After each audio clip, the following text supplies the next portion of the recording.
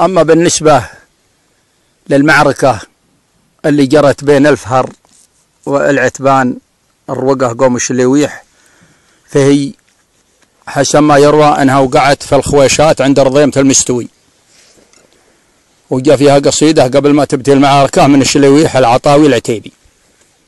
وكان ابن شفلوت هو يا عربانه نازلين في الملحة وطرشهم عند رضيمة المستوي، ويوم جاء نهار العيد فشدوا الفهر رايحين للبل يذبحون عندها، والامير بن شفلوت راح يصلي مع امير وشيجر، وكان الشليويح واخوياه محولين عن طريق الخواشات ومن غربي المستوي، وامسوا في الخواشات حسب الروايه يبون يصبحون طرش بن شفلوت عند الرضيمه نهار العيد، يحسبون الفهر ما شدوا. ومع شليويح العطاوي واحد اني قال له الحنتير، يقول له لما نتحلم صدقت رؤياه. ويوم اصبحوا مع الصبح لو والله ان العتبان لو ان الحنتير خاطره ما هو بطيب.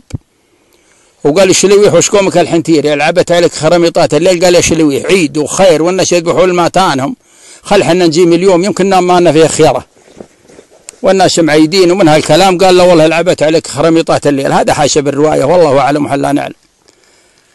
فقام قال الشليويح والله انك البارح في ظهرك اثنين وحنا يا الباجين في ظهورنا على واحد، واليوم ما خيرته بلنا عيد وخل حنا. قال يقولون شليويح رتب حصان وقام يعرض على اخوياه، يقول لو ولي في حال كبشان دونه هو الهضاب النايفه هو الطعاميس، لو ولي في حال كبشان دونه هو الهضاب النايفه هو الطعاميس، يا لايمي على الفهر يتلونه ولا الجحادر مبعدين المراميس، خيالهم منجلقه يذكرونه لقى نهار فيه دز الملابيس.